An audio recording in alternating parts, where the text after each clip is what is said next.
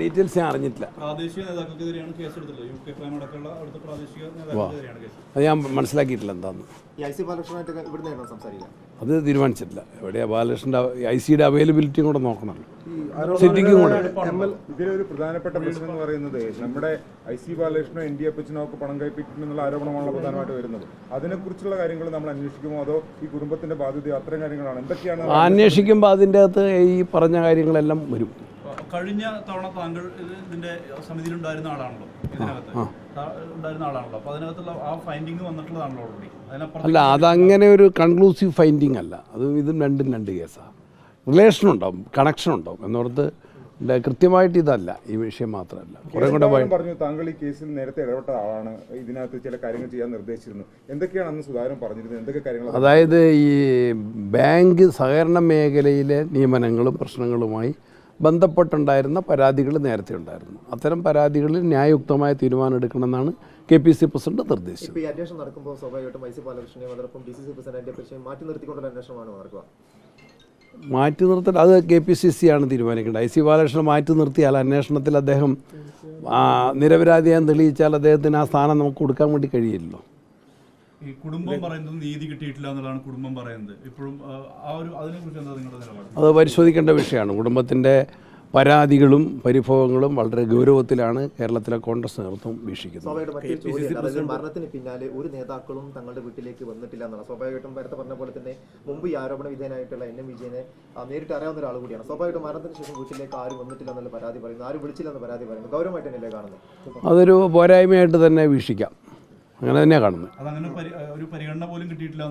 അതിലെന്താണെന്ന് വെച്ചാൽ ആ ഒരു സാഹചര്യത്തിൽ ഇവിടെ വന്നപ്പോൾ അദ്ദേഹത്തിൻ്റെ ശരീരം അവിടെ മറവി എന്നതിനെ സംബന്ധിച്ചൊരു ആശയക്കുഴപ്പമുണ്ടായിരുന്നു.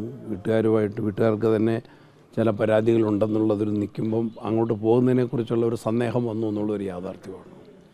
KPC പ്രസിഡന്റും പ്രതിപക്ഷ നേതാവും കുടുംബത്തെ ആരും തള്ളി പറഞ്ഞിട്ടില്ല. അതിനുശേഷമുള്ള അന്വേഷണത്തിന് ഒരു നീതി ഉണ്ടാവും? ഇല്ലില്ല, ആരും തള്ളി പറഞ്ഞിട്ടില്ല. പ്രതിപക്ഷ നേതാവ് രണ്ടു കൂട്ടരും അത് ക്ലാരിഫൈ ചെയ്തിട്ടുണ്ട്. പ്രതിപക്ഷ നേതാവ് പറഞ്ഞത് എന്താണ്, ഇത് വ്യക്തികൾ തമ്മിലുള്ള ഒരു ഇടപാടാണ്, കുറേ ക്ലാരിറ്റി ഇതിൻ്റെ അകത്ത് വരണം. ഈ കത്തിൻ്റെ അകത്തെ കുറേ കാര്യങ്ങൾ, കത്തിൻ്റെ അവ്യക്തതയുണ്ട്, ചില കാര്യങ്ങളുടെ അവ്യക്തതയുണ്ട്, അത് ക്ലാരിഫൈ ചെയ്യണം എന്നാണ് പറഞ്ഞത്. PC ഇല്ലില്ല, ഞാൻ ആ സ്വരം കേട്ടില്ല. അദ്ദേഹം ആ സ്വരത്തിൻ്റെ ആളല്ലെന്ന് ഞാൻ മനസ്സിലാക്കുന്നു. KPC പ്രസിഡൻറ്റും ഇത് കിട്ടിക്കഴിഞ്ഞപ്പോൾ എന്നെ വിളിച്ചിരുന്നു. KPC പ്രസിഡന്റ് ഇത് ഗൗരവത്തിൽ എനിക്കറിയില്ല.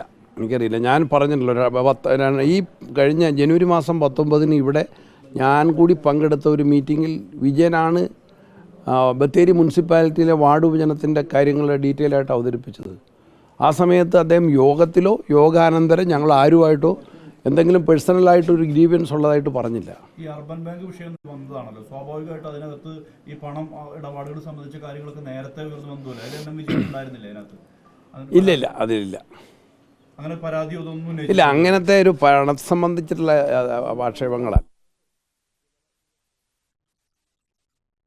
നിങ്ങളെ ഒരു ഘട്ടത്തിൽ ചുമതല ഏൽപ്പിച്ചിരുന്നു ഇത് പരിഹരിക്കാൻ, അല്ലെങ്കിൽ എല്ലാവരും മാറും എന്നൊക്കെ പറഞ്ഞു. അത് എന്നാണ്? അങ്ങനെയല്ല പറഞ്ഞത്. ഞാനും ധനപാലിനെ ഇടയ്ക്കൂടെ വന്ന് അത് ഈ വിഷയവുമായിട്ട് ബന്ധപ്പെട്ടല്ല, സഹകരണ മേഖലയിലെ പൊതുവായിട്ടുള്ള ചില വിഷയങ്ങൾ, പ്രത്യേകിച്ച് ബത്തേരി അർബൻ ബാങ്കുമായിട്ടും കൂടെ ബന്ധപ്പെട്ടുള്ള കാര്യങ്ങൾ ഞങ്ങളൊരു അന്വേഷണം നടത്തിയിരുന്നു. ആ അന്വേഷണത്തിൻ്റെ റിപ്പോർട്ട് ഞങ്ങൾ സമർപ്പിക്കുകയും ചെയ്തിരുന്നു. ആ ഭരണസമിതിയെ തന്നെ കോൺഗ്രസ് തള്ളി പറഞ്ഞിട്ടുണ്ട്. അന്നത്തെ ഭരണസമിതിയെ തന്നെ അതിൻ്റെ തുടർച്ചയായിട്ട് അതിൻ്റെ നടപടിയുടെ ഭാഗമായിട്ട് തള്ളി പറഞ്ഞിട്ടുണ്ട്. അന്നാണ് NM വിജയൻ KPCC അയച്ച പരാതി.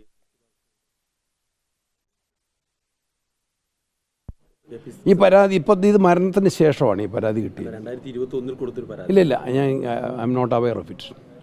ഈ പരാതി ഓൺ ചെയ്യുന്നുണ്ട്, ഇത് NM വിജയൻ്റേത് തന്നെയാണ് എന്നല്ല? അതിപ്പോൾ നമ്മൾ അന്വേഷണ ഉദ്യോഗസ്ഥന്മാർ തന്നെ പറഞ്ഞിട്ടുണ്ട്, ഇതിൻ്റെ കയ്യക്ഷരം പരിശോധിക്കണം. ഞാനതാണെന്നോ അല്ലെന്നും പറയാൻ എനിക്ക് അദ്ദേഹത്തിൻ്റെ കയ്യക്ഷരം എനിക്ക് പരിചയമില്ല, വൺ തിങ്. പിന്നെ അത് പറയണമെങ്കിൽ കൺക്ലൂസീവായിട്ട് പറയണമെങ്കിൽ ഇപ്പോൾ അന്വേഷണ ഏജൻസികൾ തന്നെ പറയുന്നു അത് കയ്യക്ഷരം പരിശോധിക്കണം.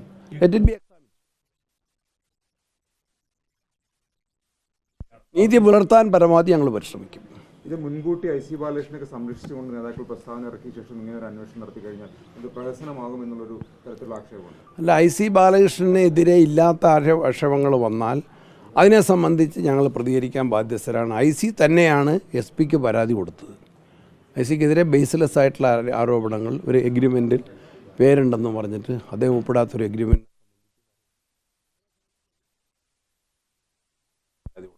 നിലവിൽ എഫ്ഐആർ ഇട്ട പ്രാദേശിക നേതാക്കൾക്കെതിരെ എന്ത് നടപടിയാണ് പാർട്ടി എടുക്കുന്നത്? അത് ആലോചിച്ചിട്ട് ഈ അന്വേഷണ കമ്മീഷൻ്റെ നിഗമനവും കണ്ടെത്തലുകളും ശുപാർശകളും ഞങ്ങൾ KPCC കൊടുക്കും. It is up to the KPCC leadership to finalise. എന്തായാലും ഇങ്ങനെ തട്ടിപ്പ് നടന്നു എന്ന് പാർട്ടി സ്ഥിരീകരിക്കുകയാണ്. പരാതിയുണ്ടെന്ന് ഞങ്ങൾ സ്ഥിരീകരിച്ചു.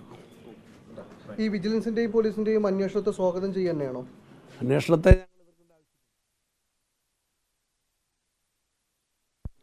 our legal procedure, let it be.